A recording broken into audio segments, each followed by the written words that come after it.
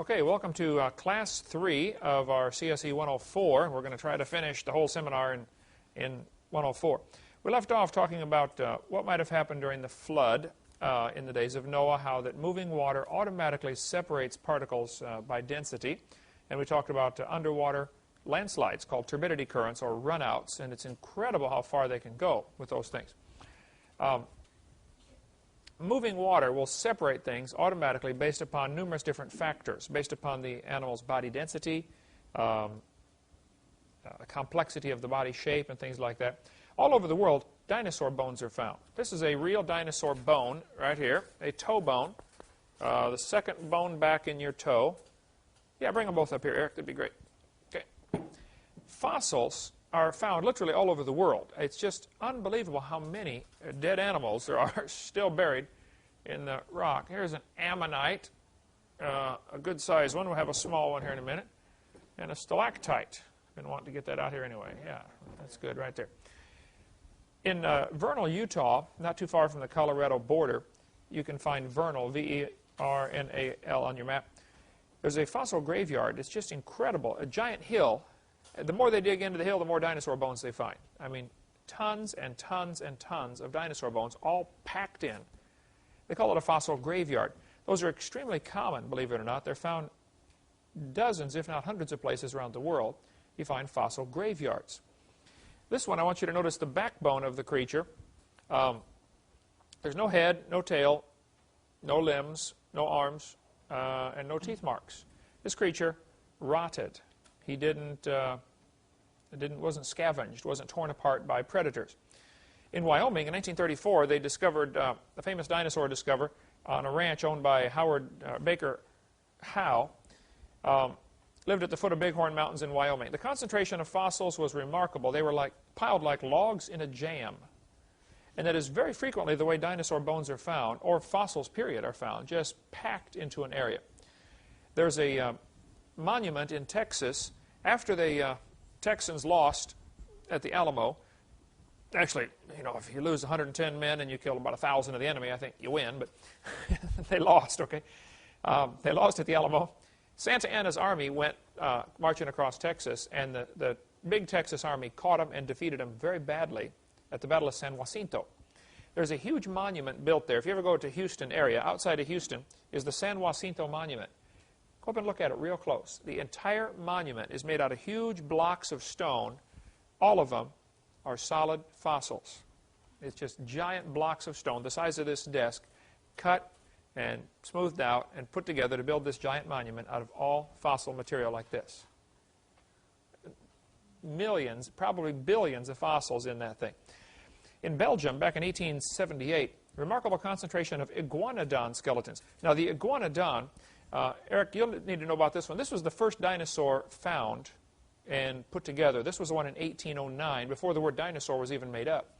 The first dinosaur reassembled in modern times was the iguanodon.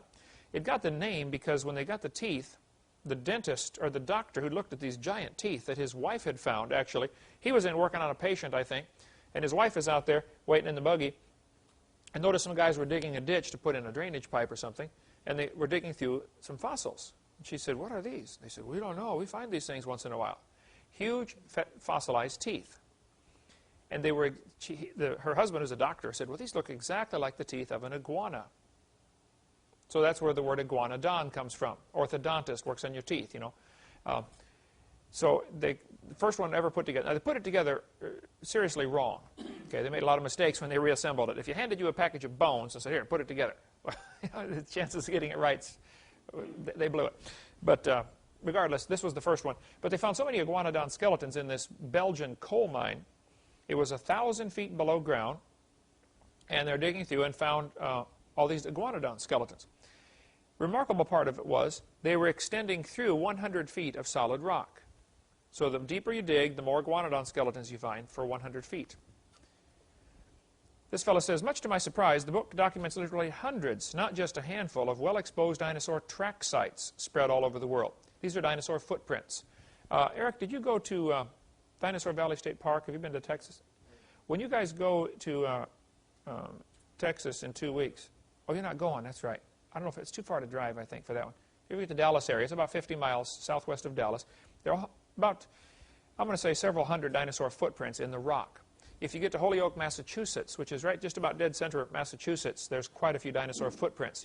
There's a little sign about yay big, dinosaur tracks. You're driving down the highway and you stop and you walk down in the valley and there's dinosaur footprints all over in the solid rock. They find them in Connecticut.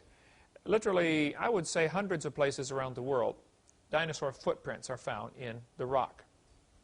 This fellow says, continuing here, tracks, trackways, nests, eggs, and coprolites, that's petrified dinosaur doo-doo, of the reptilian masters of the Mesozoic and are chronicled from all over the world. And the record is an impressive one, indeed, in terms not only of abundance and geographic distribution, but also quality of preservation. Lockley and Gilbert report more than 400 dinosaur track sites in North and South America alone. And they especially note 12 large localities around the world that contain more than 1,000 individual tracks and or more than 100 different trackways. Now, a trackway is a series of tracks in a row. Right foot, left foot, right foot, left foot. More than 100 tracks in a row in a trackway. Robert Bloom, South African paleontologist, estimated there are 800,000 million skeletons of vertebrate animals, animals with backbones, of vertebrate, in the Karoo Formation. This is in Africa. Just based on how many bones they find, they said, well, there's probably, we know how big this area is where we find these bones, there's probably 800,000 million. That's 800 billion animals. Now, the skeptics have said, if each of these animals was the average size of a fox, the world would not be big enough to handle this many animals. You couldn't feed them. Skeptics use the Karoo Formation as evidence against creation. They'll say, see, there's too many people, too many animals there, they couldn't all live in one place. Well, now that's silly. First of all, the numbers, anytime somebody says, like Noah couldn't get all the animals on the ark, or all the animals couldn't survive to make the fossils we have in the Karoo Formation, they always start with the assumption using today's Earth's surface area. Keep in mind, today's Earth is 70% underwater. Right? That's not the way it was before the flood. Now it turns this way. So they will start off and say, oh, this is ice caps, and this is desert and tundra. There's only about X number acres of livable land, and 800 billion animals on those many acres. See, they'd be piled this deep. Yeah, look at the numbers you're multiplying is your problem. Okay, they're using today's livable land surface. If the Earth was totally habitable, which I suspect it was, since the Bible says there were green herb over all the earth, Genesis 1:30, for the animals to eat the green herb which is over all the earth, probably totally habitable. Never mentions oceans. Just says there were seas. The waters were gathered together into one place. I don't think we have any way to tell what the earth used to be like before the flood. How much was land, how much was water. We'll find out when we get to heaven. Question. Sure. Wouldn't the footprints themselves be evidence of some kind of catastrophic event? Because people make footprints in the mud all the time. And the footprints in the mud disappear. Right. Right. They're not preserved. The only way. Have anything to say about that? Not only footprints, but extremely delicate creatures are found fossilized. Jellyfish, sand dollars, ammonites. This is a little creature. It rolls up, similar to a squid, but it's got a hard body. It can sometimes they're found straight, fossilized, but generally they're found curled up. And they get pretty big ones, like this one here. I saw one that came from Texas. Of course, everything's bigger in Texas. But it would barely fit in the back of a pickup truck. Yeah, I saw that too. Yeah, remember we got our picture by that one, didn't we? That giant ammonite. Remember in South Dakota, we were up there and found all the fossil shark's teeth out there looking in the field, about 500 of them in 30 minutes. Little tiny shark's teeth. There's quite a few of them on the shelf over here in the museum we're getting started. But so what's the evolutionist explanation for things like that? Well, delicate animals, delicate creatures, in order for them, fossilized worms are found. Here's a fossilized fish found in diatomaceous earth. The diatomaceous earth, of course, is the powdery stuff we showed you in the last class. It is excellent for preserving fossils. I mean, extreme detail is found preserved. You can see the little tiny ribs on the fish, the fins, the little scales. Here, why don't you pass that around, Daniel? It's already been broken once. Treat that carefully, if you would. You can see the detail found in that little thing. And those are extremely common. I mean, like trillions of them are found in certain places. It's unbelievable. There's probably two more inside that if we could split the shell open, or split the diatomaceous soil, probably some more inside. But it would just crumble, you know, you'd lose it. The evolutionists, I've never heard them talk much about that, but to the creationists it's very simple. During the flood, you would have some areas of enormous confusion and this earth being destroyed. Other areas would be pretty tranquil, just the mud flows in. Just if the ocean was extremely muddy, just the mud settling out would be perfect to fossilize creatures like that. For one thing, many of these fish that are found fossilized, all of the fins on their back are extended. They were scared stiff of something. This was something different was happening they'd never seen happen before. Something new, and they were terrified, and they died in positions of terror.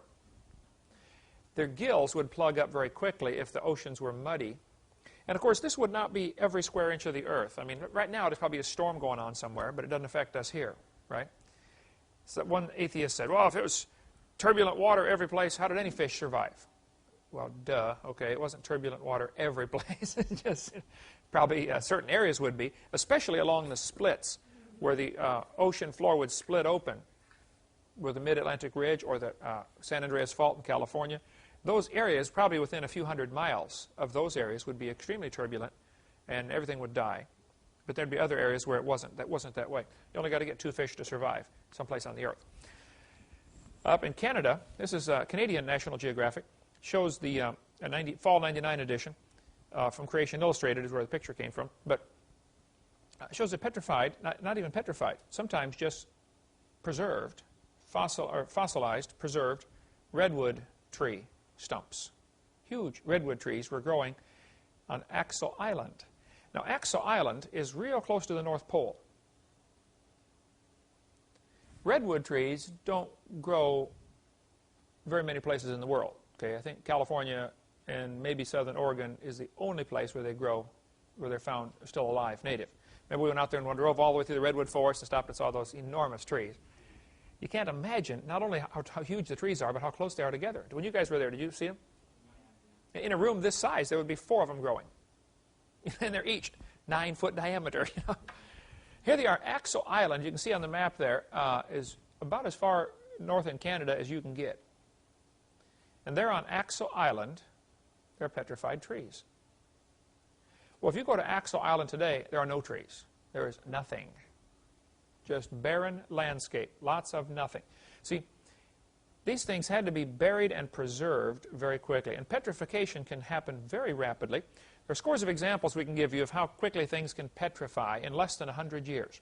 This is a piece of petrified wood. Actually, this is probably some type of reed. The textbooks often show dinosaurs, or the kids' dinosaur books will show them around these huge ferns, massive ferns. This is pretty heavy. I'll let you pass that around and look at it. If you want to grab that, Daniel. There's no real ring structure to it, to this reed, but you can see on the surface that this thing has been slightly flattened. Notice it's wider in one direction. This thing would have been squeezed like asparagus, sort of like a giant asparagus, basically, is what that would be. Something similar to that. So it's squeezed in one direction, flattened out, holds whole huge areas of this, and then fossilized in the oval shape. Here's a petrified mammoth tooth. Now, usually when they dig up mammoth teeth, or any fossilized bones for that matter, very frequently exposure to the oxygen starts the crumbling process. They begin to decay. Do we have that white one that's half decayed? Check behind the screen there if you would. You know what I'm talking about, the mammoth tooth where it's half gone? I don't know if we brought that out yet. We're just setting up our museum. This, oh yeah, there we go. This is one that was not coated to protect it in time, and so it began to crumble and began to decay. So this was another mammoth tooth. There's quite a few shells and rocks and different various assorted things stuck to it from it's called the matrix, the rock that it was in. Here, I'm going to pass those around. That's a real piece of a mammoth tooth, and here's the other one, the whole one. We also have a baby mammoth tooth there, if you can grab that, son. Here's on the screen is a petrified water wheel. No, it's on a little wooden stand, a little wooden block, and it's kind of stuck to it. Right. This is about half, then, of a baby mammoth tooth. And it was coated with a varnish right away so it wouldn't crumble from oxygen getting to it. That's a gastric stone. Some dinosaurs would eat rocks in order to chew up their food, like chickens do, you know, have a crop. Dinosaurs did that. And those are often real smooth, rounded off stones. No, that's not out here yet. Here on the screen, if you can see that, is a piece of petrified wood. This is a piece of petrified wood I'm holding in my hand. Let me explain the process of how it works. You can see one side's been cut and polished, and you can see the grain pattern, just like, you know, a piece of wood you'd make furniture out of. I believe this is palm wood. No, this has got a grain to it. I don't remember. The guy who gave it to me, I put a label on it. It's someplace on the shelf. I'll have to get that, what type of wood it is. But basically, if you look at a piece of wood under a microscope, each fiber of wood is made of millions of wood cells end to end, which plant cells have a hard shell, hard outer cell coating, and then the membrane inside. Animal cells only have a membrane, and plant cells have a cell wall. Well, when it dies, the inside is going to rot and disappear. The fluid's going to drain out, leaving behind, like a piece of wood, when they dry it out, is, here's a piece of wood here. The fibers in the piece of wood, if you look at it under a magnifying glass or a microscope, are actually like long tubes because the ends fall out, and so this soaks minerals into it. Whatever you bury the wood in, it's going to absorb those particular minerals. If it's buried in iron-rich water or mud, it may take an iron texture to it. I've got petrified wood around here. I've got all kinds of petrified wood. I should have got some of that out on the shelf, but I just got one piece.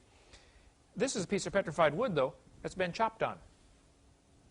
There are chop marks. Somebody was chopping this with a hatchet.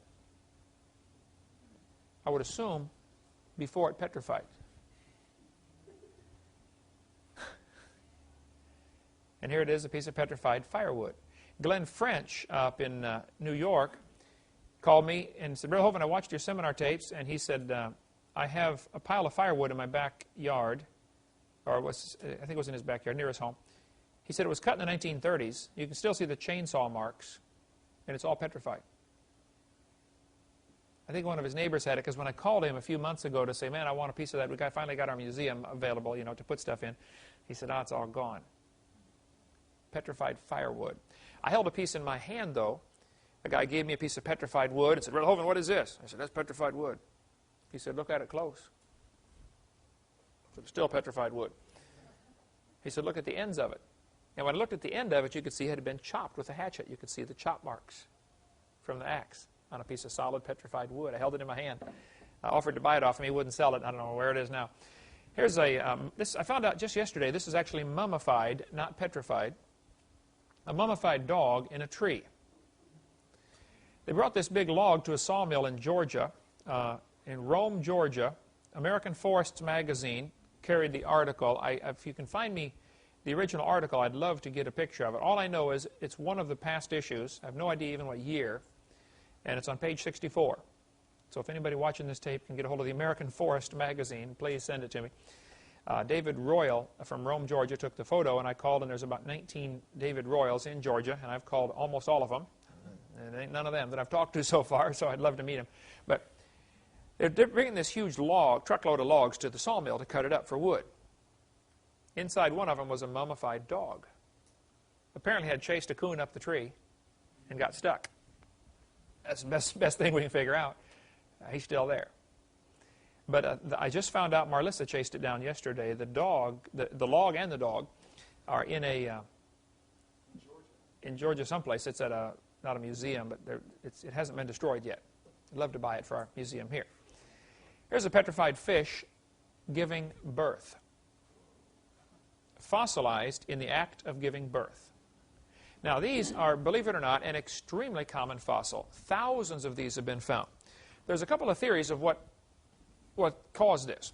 Some say the fish was pregnant and within a certain time period, a few weeks or months of giving birth, and just the pressure squeezed the baby out after it died. Just the pressure of all the rock and mud and sand and gravel or whatever. Or it might have actually been fossilized, you know, in the process of giving birth.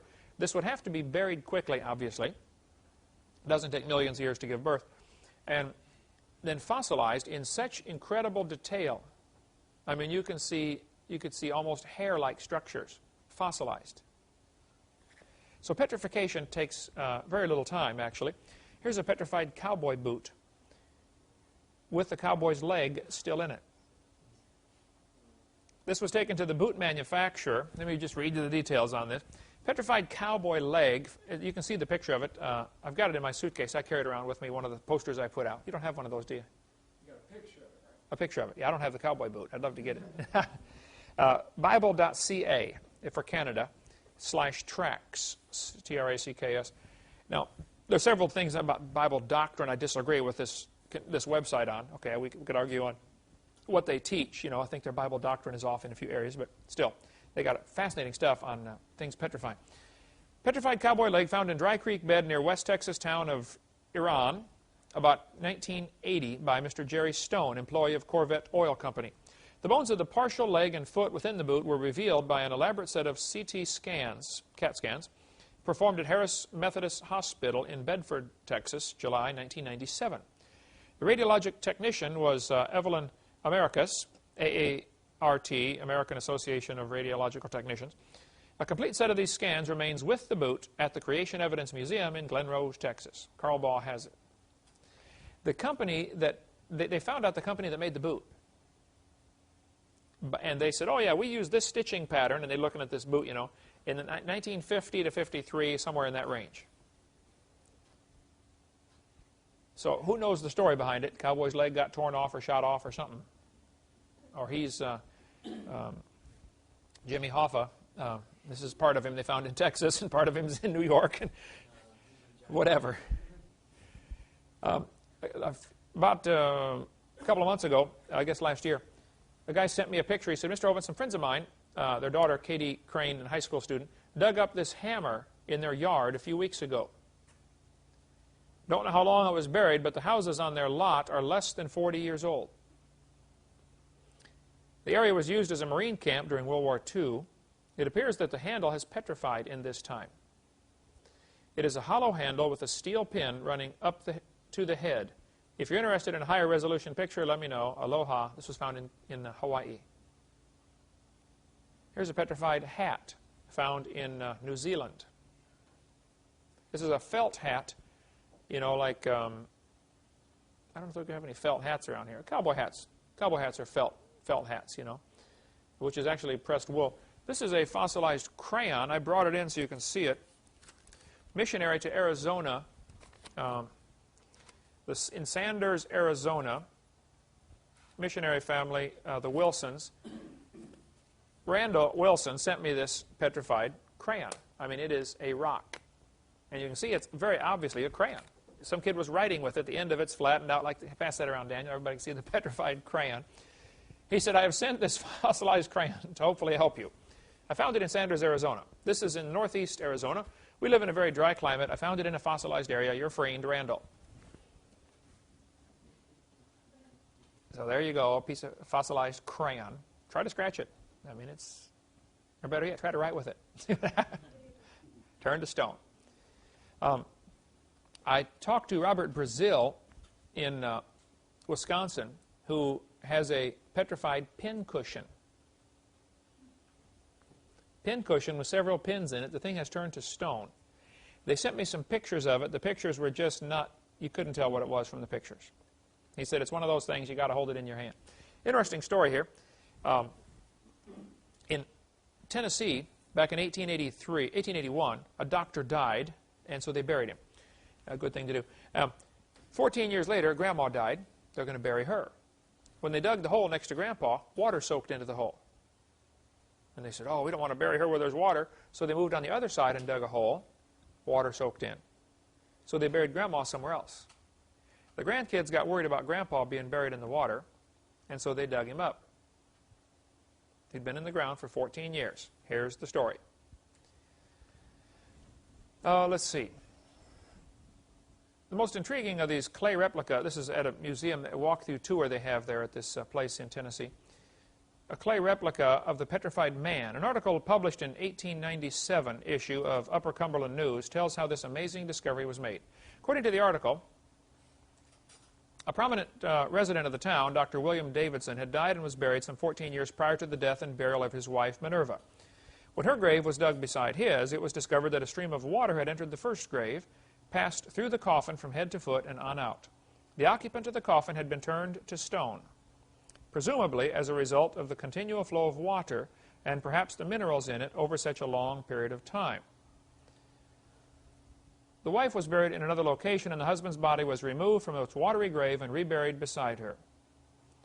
A descendant of the petrified man will be at the museum to talk with visitors as they view the sculpture, which was created by Gainsborough artist Mary Larson and one of her students, Joseph West.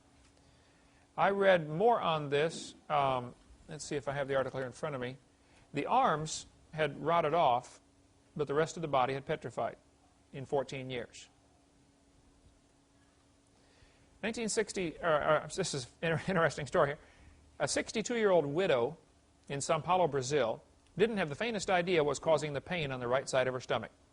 So she went to the doctor's office, where X-rays revealed quite a surprise: a perfectly formed, petrified skeleton of a fetus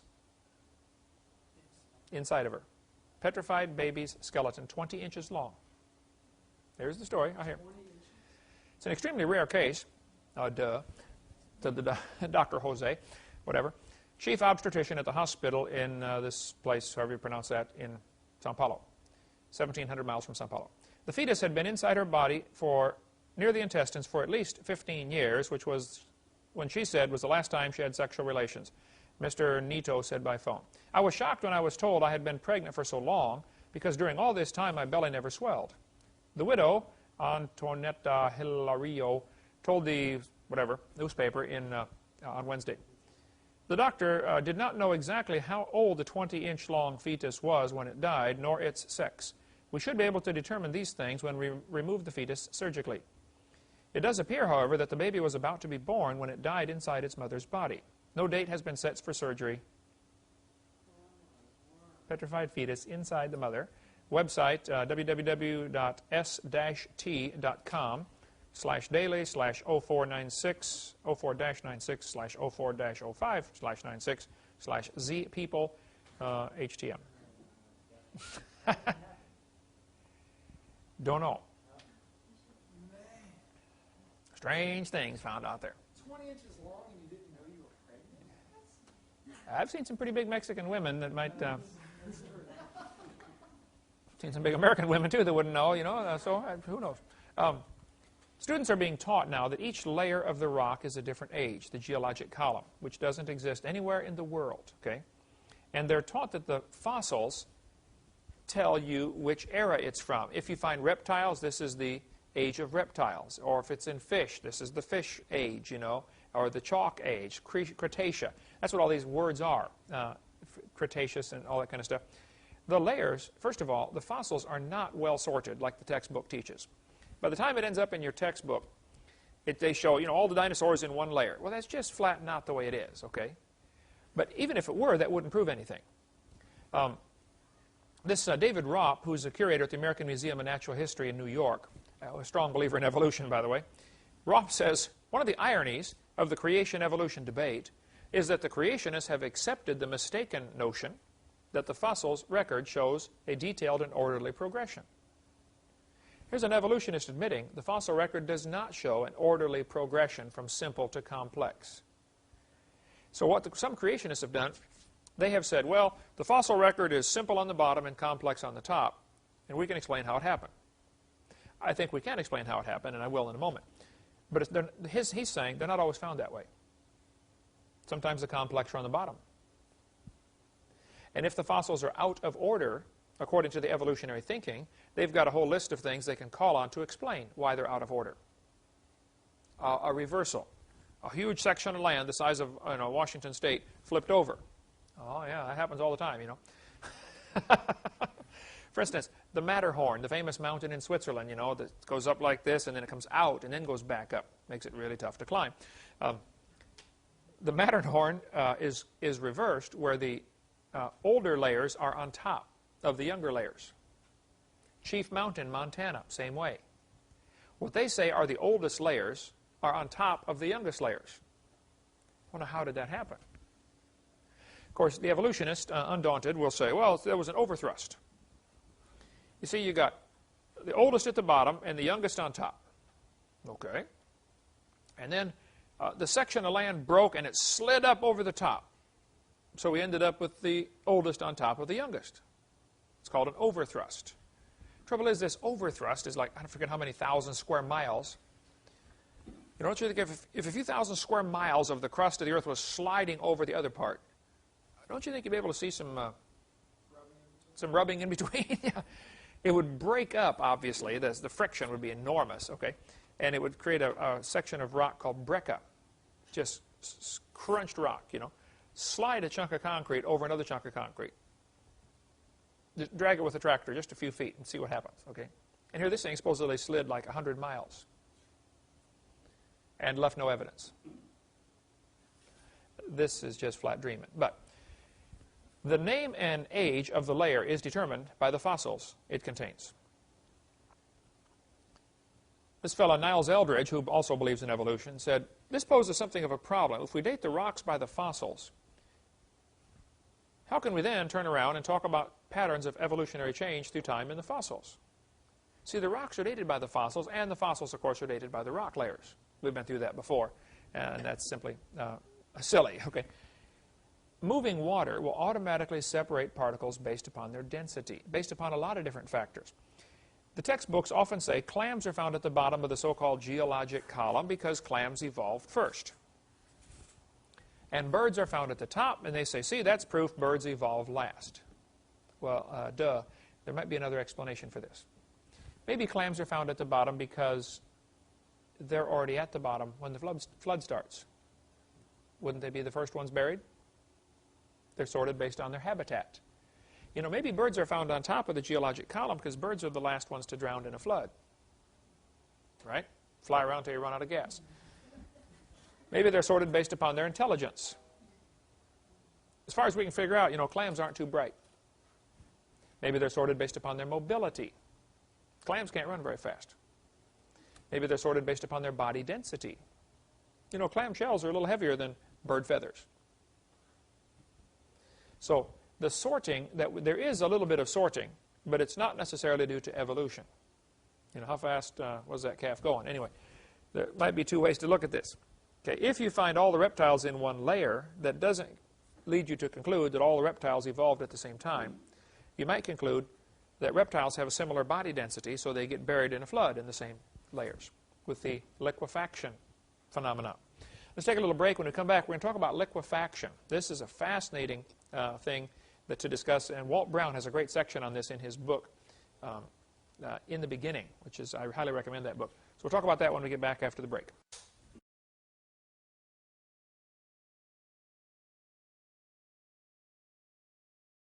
Continue now talking about what would happen during the flood. Liquefaction is an interesting process. If you go out to the beach, walk out into the surf where the water is about 2 or 3 feet deep, and just stand there. Don't move a muscle. You notice a very interesting phenomena will happen over about the next 10 minutes. As the wave comes in, the high part of the wave obviously is heavier than the low part of the wave. There's more water there. So the high part of the wave will exert more pressure, squeezing water down into the sand underneath. Then, as the low part comes by, the pressure is relieved, and the water begins to squirt up out of the sand. Water is not real compressible, neither is sand, but there's enough compression there between the difference of the weights of the water that there's a pressing and a releasing of the pressure on the sand every time a wave goes by. If you just stand there and don't move a muscle, sand grains will come hopping up off the bottom and land on top of your feet. 10 minutes later, you're ankle deep, covered up in sand, and you have not moved. That process is called liquefaction.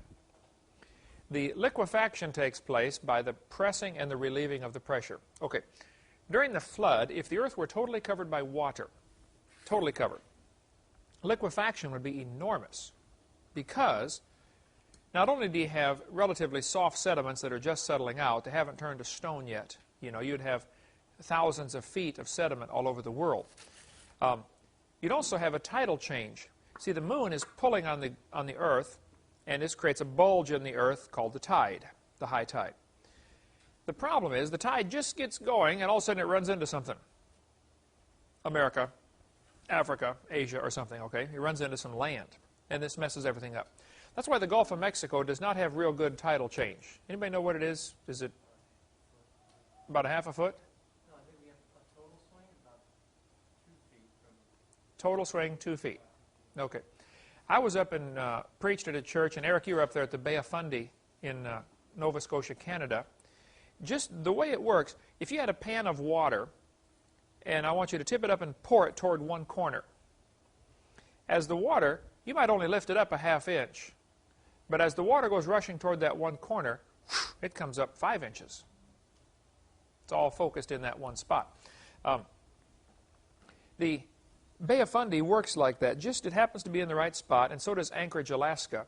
The channel is just right, where all of a sudden the tide rushes into that one place. And in the Bay of Fundy, the greatest tidal change they've ever had is 103 feet. Low tide to high tide, 103-foot difference. That was during what's called spring tide, where the moon and the sun line up.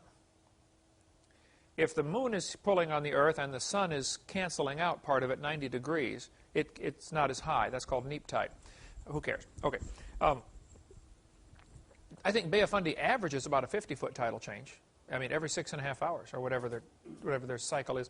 It would be every 6 hours and 25 minutes regularly if it weren't for the fact that the Earth's surface has all these continents in the way to mess up things.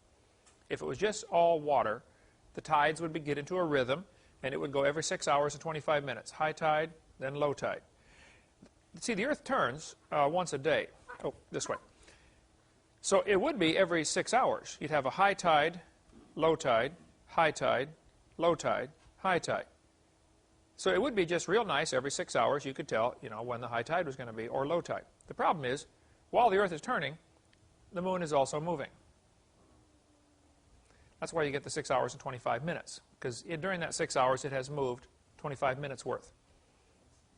Now, who cares? Okay, well, if the Earth were liquid, covered, without any continents to stop the tides, they would quickly become harmonic. If you know in music how you can pluck one string and it makes other strings vibrate. That's called, the harmonics is, certain strings sound good together. You know, C, E, and F sound good together, C major chord. Other strings don't sound good together. They don't vibrate well together. Those are the ones that I play. The harmonics of the tide would be, you would have about a 200-foot tidal change if the Earth were simply covered with water. The reason we only get a 2-foot tidal change in the Gulf of Mexico and a 100-foot tidal change in Bay of Fundy is because of the shape of the Earth's surface.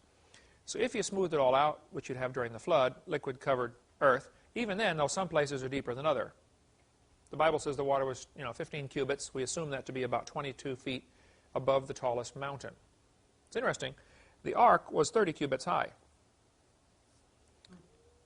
And that's half the draft of the ark. The draft is called how much, goes underwater of a boat. You take an aircraft carrier, it might be 150 feet up out of the water, and only, how much in the water? 1/3? Yeah, 1/3 of it's underwater. That's the draft. So it was safe where you could not drag bottom anywhere as long as you're in the ark. You couldn't hit a mountain. So you get a 200-foot tidal change, you get an enormous liquefaction problem. This is going to squeeze and release the pressure and squeeze and release the pressure every 6.5 hours for, well, Noah was in the ark for 13 months. We can assume the Earth was probably covered with water continuously for at least a few of those months. It may have taken 6 months to kill everybody. They probably found a way to escape or build a homemade raft real quick, but, after a few months you run out of food, other factors begin to enter in, and you start to die off. So I suspect it probably took 6 months to kill everybody during the flood. And then it took another several months for the water to go down. and for the continent to become stabilized, and we'll get into more of that later.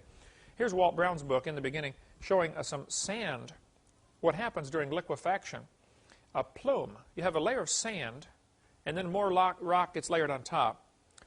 And all of a sudden the pressure exerts, squirts the sand up through one place. And you get a massive sand plume, sometimes as big as Pensacola.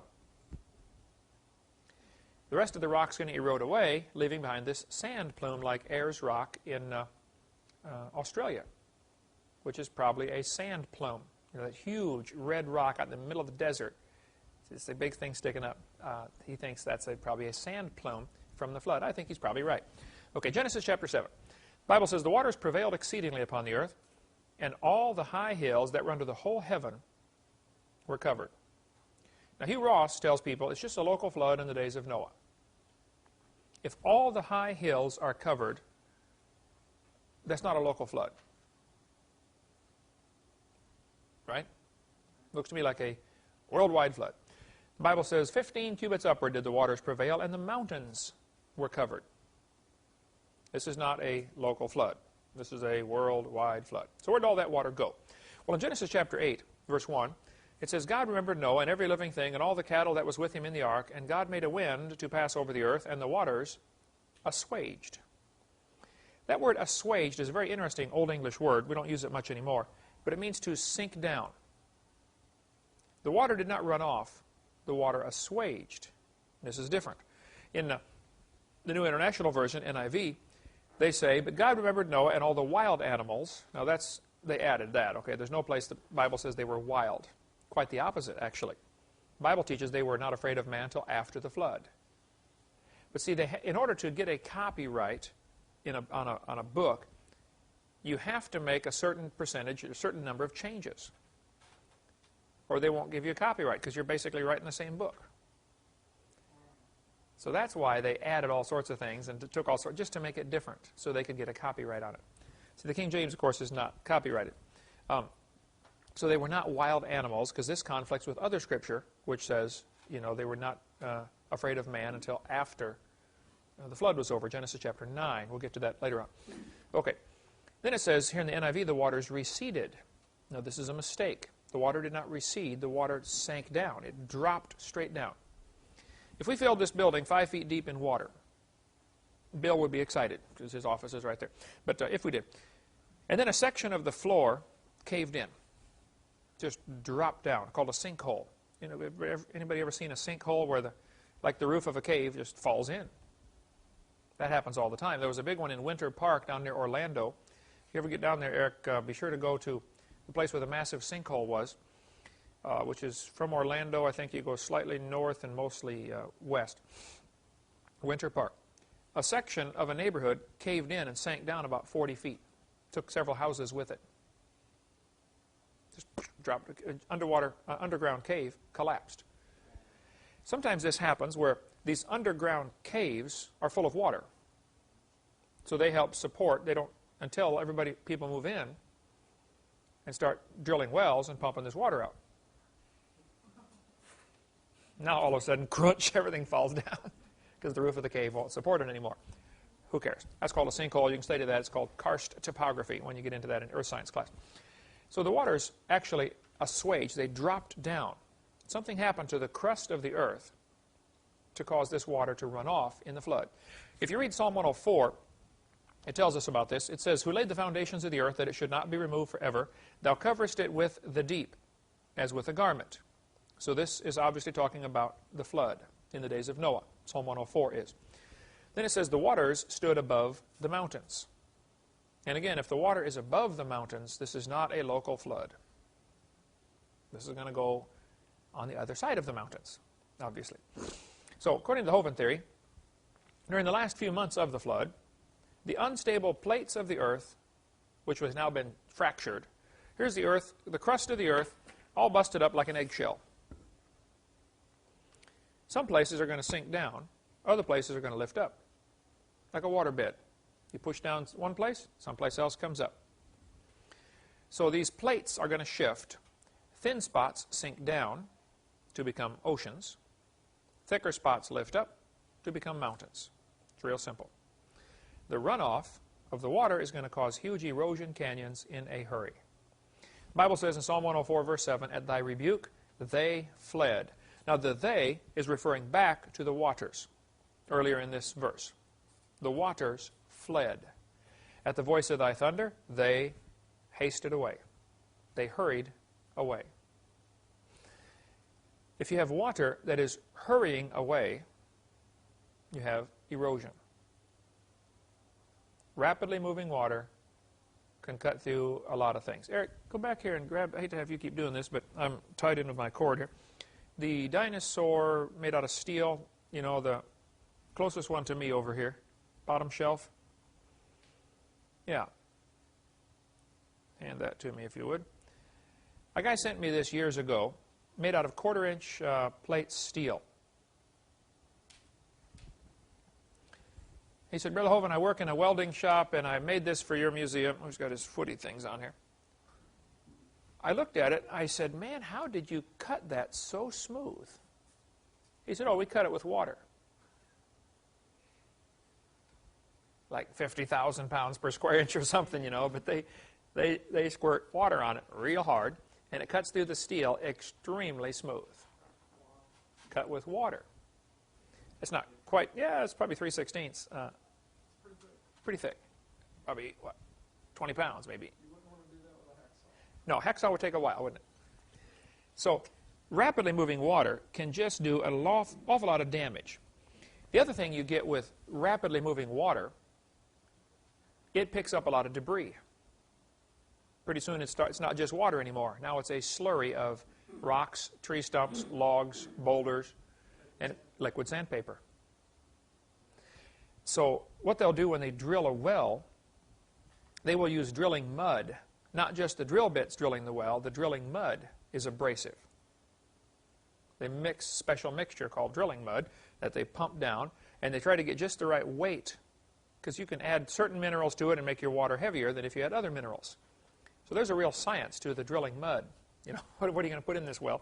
Because you got to have just the right pressure to go down, eat the rock away, and push the debris up through the hole. Because you got a drill bit, say this big, and a pipe this big, which you're pumping water down through. So while they're drilling, this drilling mud's going down and pushing everything up the outside. Because if you're drilling, the stuff's got to come up. And those are called the tailings. Who cares? Okay. Psalm 104, verse 8. They go up by the mountains. They go down by the valleys.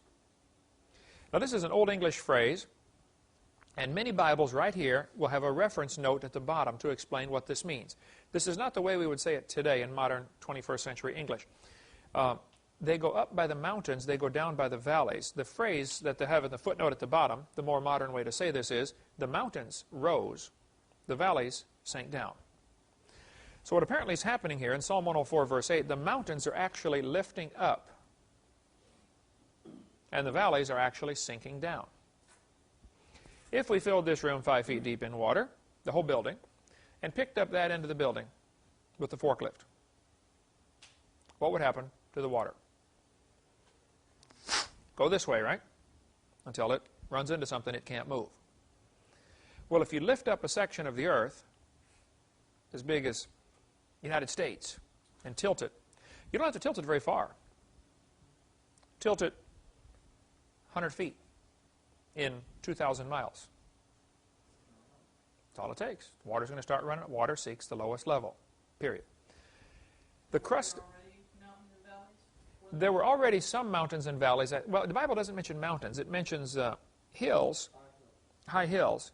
But then during the flood, it says the mountains were covered. So a lot of people think most of the mountain ranges were formed during the flood because of numerous different factors. For one thing, if you had water under the crust of the earth that is jetting to the surface, once all this water shoots to the surface, it collapses. The rock collapses like a sinkhole, only a big one. But it's not going to sink evenly. It may sink and wrinkle up like a raisin. As sections as big as Texas collapse, it may collapse unevenly, causing rolling hills. All sorts of features can be formed in that one-year flood. If you're willing to understand what's going on, the water from underneath is coming to the surface, going to end up on top. Some of it's going to stay trapped and is still there. Some of the water is going to be shooting sideways under this crust, between this basalt and crust of overlying rock. If it's leaving over here, from here it's shooting this way, causing earthquakes, just the water moving. Lots of strange things can happen in this type scenario. But it's very interesting. When they study the thickness of the Earth's crust, and of course they've never drilled through it. Nobody's ever drilled through the crust of the Earth. The deepest hole they ever drilled was Project Moho. If you look on the far left over there, you can see Moho, M-O-H-O, named after some guy named Mohorovicic. I'd have picked somebody else to name it after, but he said there has to be a place where the crust turns to liquid. It's hotter and hotter. The deeper you go, the hotter it gets. Eventually, you get deep enough, the rock is going to melt. At some point, it changes from solid to liquid. That point is called the Mohorovicic discontinuity. Why does this say the continental crust is lighter than the ocean crust? It's thicker but lighter? It's 30 miles thick. It's a different type of rock or different density, is what this textbook says. I had in California, no, where was I? Yes, in California, when I was teaching school, somebody brought me a piece of gorgeous rock. I said, what is this? And one side was polished real smooth. It was a broken piece, but it was like yay big and smooth, slick on one side and polished. Real, I'd never seen anything like it. Sort of like granite, only it had blues and other colors in it I'd never seen in a rock before like that. And they said, oh, this kid said, my dad works for a company that goes out to in the Pacific Ocean. And they've got this big machine that blows the sediments away down to the solid rock. And then they cut out slabs of rock on the bottom of the ocean. And they bring it up and slab it up to make countertops. And super rich gazillionaires will make kitchen countertops so they can say, my countertop came from the bottom of the Pacific Ocean. Ha ha, where'd yours come from? Home Depot? And they actually make rock out of the countertops and marble floors, or kitchen floors or whatever. Anyway, the kid gave me a broken piece of it that they had. It was just gorgeous. Something is different about it. Oceanic crust is definitely different than continental crust. It's certainly thinner. The way they tell the thickness of the crust, you can tap on something and kind of tell how thick it is by the sound it makes. Well, when earthquakes are happening, they send out a solid wave. Actually, if we had a steel rod across this room and I tapped on one end, if your head was up against the rod, you would feel it almost instantly, but you would hear it a second later. The sound wave gets there slower than the movement of the steel would. Same thing when you're banging on a railroad track. Get somebody a mile away. Put your ear to it. They're a mile away, bang on the track. You hear it instantly through the rail. You hear it 5 seconds later through the air. Okay. By setting up a seismograph meters all over the world, they can tell where the earthquake was by judging, okay, it took 18 seconds to get to Tokyo, it took 14 seconds to get to Houston, it took 9 seconds to get to Seattle, and they happen right there. It's really amazing how they do that, and they're extremely accurate. Okay, that's not the question. What happens, though, is through the crust of the Earth, the sound wave travels a different speed than it does through the center of the Earth. They're called, there's 3 different ones, S waves, P waves, and L waves, I think. It's been a long time since I studied that, but since I taught that. By judging, by measuring these types of waves and how long the sound takes to get, let's say there's an earthquake in San Francisco, okay? How long does it take the S wave to get to Tokyo? And how long does it take the P wave to get to Tokyo? Because the P wave, they assume, is going to go through the center. Or L, or one of the waves, goes through the liquid part. The other part travels around the crust. By putting together all these bits of data in very complex formulas, they've decided they pretty much know the thickness of the crust of the Earth. And I think they're right. Continental crust is 20 to 30 miles thick. Would be a good quiz question. How thick is continental crust? Oceanic crust averages 3 to 5 miles thick. Knowing that oceanic crust is thinner, they decided to try to drill down through the ocean floor to find the Mohorovicic discontinuity. They were going to drill a hole in the ocean, which is tough to do. I mean, where do you park your drilling rig? You got to park it on boats, which means they're going to go up and down with the tide. And they're going to move around. So It's a little tougher to park and drill a hole in the ocean floor, but they do that all the time. Anyway, they drilled down quite a ways, never could get through the solid part. And so it's only 5 miles. Well, you drill a hole 5 miles deep. 20 feet at a time, or whatever they do, 60 feet or 90 feet with their drilling rigs. So they never did. The project was called Project Moho. They spent buku bucks trying to drill a hole to find the Moho. Never did find it. Some heathen in California started the rumor that the Russians had drilled a hole 9 miles deep or something, you know, I forget what the number was, and they dropped a microphone down and could hear voices from hell. He made up the whole story, and the Christians spread that around like crazy. I mean, the people, everybody's getting emails. Did you hear they heard voices from hell? You know? Oh, just to see how stupid Christians were, they spread this rumor all over the place, you know. That type of stuff circulates all the time. Oceanic crust is certainly thinner than continental crust. That's the point. Nobody argues with that. That might also indicate this had something to do with the flood. The Bible says the mountains lifted up, the valleys sank down. Well, where's going to be the weakest place? 3 miles of rock or 30 miles of rock? 3 miles. That's the place that's going to sink down. So maybe that's why they're the oceans. 30 miles thick under the continents, 3 to 5 miles under the oceans. Nobody argues with that I'm aware of. Okay. And the earth is certainly broken up into plates. And almost all volcanic activity and earthquake activity is along these cracks. They're still moving. There's a ring around the Pacific Ocean. It's called the Ring of Fire, where there are many earthquakes and volcanoes right through Japan, right up here through South America, right up the coast of California, San Andreas Fault, right across Alaska. This is one of the major, they think the whole Pacific plate, this whole plate is turning. And that's pretty obvious that it is turning, because if you go visit some place where they put up a fence or a wall or poured a highway, you know, you'll see the highway is offset, or the fence is offset, or whatever, you know. There's all sorts of real direct evidence. Yes, these plates are moving. Now the question is, how long has it been going on? The Christian who believes the Bible says, oh, this has been going on since the flood. 4,400 years ago, that's when this all started. And the plates are still moving. No big deal. Thin spots would sink down. Thicker places would lift up in response, which exaggerates the problem even worse. Now the water's going to run off faster.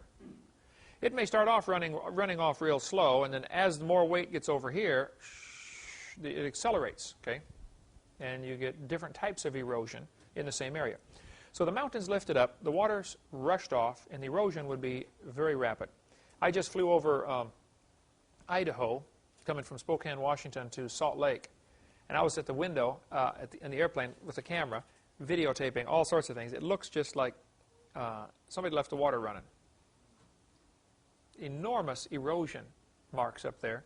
When you guys flew from California, you've flown back here, haven't you? You've never flown from California? Yeah. You drove one time. Okay, you can't see it from the ground too well, but from the air you can really see this erosion, water runoff. And you can just sit and stare out the window for hours thinking, man, there was a flood. All over the world there's evidence of this massive flood. This is Slick Rock in Arizona. Gorgeous rock formations. Had to be formed very rapidly, I believe, because of this flood. So there's just lots of water erosion. Here's a Bryce Canyon with these little things sticking up all over the place, little piles of rock. Here's a picture of an ancient shoreline. Photo of evidence of millions of years of erosion near an ancient shoreline. I took this picture myself September in the year 2000. You can see these pillars of rock sticking up just like Bryce Canyon. Millions of years of erosion. Oh, there's my sunglasses. This was a pile of dirt we had out here. Remember when we filled this hole in? It used to be the pond. It rained on it. After one rainstorm, it left behind a miniature version of Bryce Canyon. I said, Brian, I want you to bring the camera down here. I want you to take a picture of the dirt. Brian said, okay, Brother Hovind. He said, for 10 minutes I'm taking pictures of this dirt, thinking, why am I taking pictures of this dirt? Then he said, I saw what you did with it and put it together for Bryce Canyon and all this stuff. And he said, man, it's exactly the same. There's my ink pen sitting on top of some of these little piles of rock. You go drive out to any of the canyons out west, and you'll see these things sticking straight up called a butte. You know, you see John Wayne riding around in the, in the movies in the west, and there's, the prairie, and then there's piled up and then flat on top. Mesa or butte. It depends how the bigger ones are called different names. Okay, there's a mesa, a butte, a tableland is one of them if they're real big. The flood did that. There's my moped parked next to the pile of dirt we took all these pictures on. Right out here, 50 feet behind this building. You can get a pile of rock, sand, gravel, mud, mix it all together in a big pile. Take a hose, sprinkle water on top. You can make just about every feature you find on Earth in about 10 minutes. Make it in miniature form. Real rapidly. Millions of years of erosion along a highway built a few months ago. Mike was with me. Mike and I stopped. I think it was Mike. We stopped and took pictures of us standing by this erosion. They just finished the highway and didn't get the grass planted along the side in time. And it just made enormous erosion marks after 1 or 2 good rainstorms. Remember when we used to ride the motorcycles over in the clay pits up here past the railroad tracks? There was that road going out to whatever that street is over here, just half a mile. Now it's a canyon 30 feet deep. And since we've been here. I showed you the pictures, didn't I, of in Georgia, Georgia's Little Grand Canyon? Yes, you did. That's incredible. They think what happened about 1810, 1820, some settler built a lean-to or a shed, and there's no gutter on it. Water ran off and hit the edge and started a little erosion, a little gully. It's now a state park. Hundreds and hundreds of acres have been destroyed. This canyon just keeps growing and growing and growing. There are now 9 canyons running into this one main channel. Probably all started by this farmer building his little hut on this. It's a hilly area. He's built up on top of the hill, and the water started cutting a channel. I've got all kinds of pictures of it. We're going to set up a display in here of that, the Little Grand Canyon of Georgia, south of Columbus, Georgia. I forget the name of the town now, but just look on a map. Little Grand Canyon, it's on all the maps. So I think the erosion is best explained by the flood. Last week I was in Spokane, Washington. I did not get time to go over and see it, but I do have lots of pictures of Dry Falls, Washington. Go to Spokane and go west about 60 miles to the town of Coulee City, between Coulee City and Moses Lake on Interstate 90. You will find Dry Falls, Washington. This is the largest waterfall in the world, and there's no water going over it. They said at one time it had more water going over it. They can tell by the erosion marks. There was more water going over that waterfall than all of the rivers in the world combined. Whoa. Sounds like a flood. Sounds like a flood. Apparently there was probably an ice dam blocking the huge lake or something. There was a massive lake that all drained over here at one time. I would say this probably happened toward the end of the flood, or even a few years later, a few months later, as the ice is melting back. You would get enormous amounts of water all of a sudden gets released. Carved out this area in a hurry. Here's a flood washout in eastern Montana. So the rock is going to lift up, the water's going to rush off. One more thought here and we'll quit for the day. Most mountain ranges you see around the world follow the coastlines. You look at the Rocky Mountains, right here, parallel with the North Pacific. You look at the Andes Mountains in South America, right along the coastline of the South Pacific. Interesting. The Appalachian Mountains, you went to Tennessee Temple, Chattanooga, Tennessee, part of the Appalachian Range, runs right up the East Coast, parallel with the Atlantic Ocean. It's almost as if the mountain ranges and the oceans were formed because of the same thing and at the same time. If a section of the earth would lift up to make the Appalachians, someplace else is going to drop down, become part of the Atlantic Ocean. Off the coast of California is the Pacific Trench. You walk out, here in Florida, you can walk out on the beach for a mile before it gets over your head. California, how far do you walk out before it's over your head? About 40 feet, yeah. Go out about 1 mile and drop a string with a rock on it down, see how deep it is. Real deep. Go out about 10 miles and drop a string down. It's unreal. Lots deeper. There's a trench out there. Okay. who cares? All over the Earth, we find these bent rock layers. You don't bend rocks very far. They break. But these this one is in West Virginia. You can see the interstate highway was cut across here. This photograph taken showing this huge layers of rock are bent over interstate, whatever that is, going up through West Virginia. Well, they had to bend while they were soft, my humble opinion. If they were bent while they were hard, there would be cracks in the rock which do not exist. If I took 50 layers of clay and bent them and then baked it, no problem. It would hold that shape. But if I took 50 layers of clay and baked it and then bent it, it wouldn't bend. Well, I could shatter it, but there'd be cracks, but they're not there. So here they are telling the kids each of these layers is a different age. Well, then the bottom one's going to be hard before the next one gets on top. Bent rock layers are proof positive the layers were formed quickly and bent before any of them had time to harden. Is that an actual picture? That's an actual picture in San Juan Capistrano, California. Where was that from you guys when you lived out there? San Juan? Southern California. That's right. I preached in Temecula. It's not too far from there. Okay. As the rock layers are bending, as the mountains are lifting up, this is going to exert pressure. Now, if you take limestone and squeeze it real hard, it changes to marble. Different types of stone. There are 3 types of stone or rock in the world, not counting fossils. Okay, there is sedimentary rock, which is sediment that settled out. There is metamorphic rock. Metamorphic means it's been changed by heat and pressure. You get pressure and heat, it'll change it to something else. Marble, used for tombstones and. Is that like real dense rock then? Because of the heat It changes the structure of the molecules. They line up differently. Then you have igneous rock. Igneous comes from a Latin word ignite. What kind of rock would be igneous?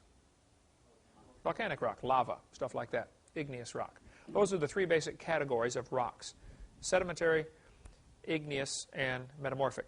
Where are you most likely to find fossils? Sedimentary. You wouldn't find it in igneous rock. If there was anything in there, it got melted and recycled. Okay. So, after the flood, I believe the oceans were smaller than they are today.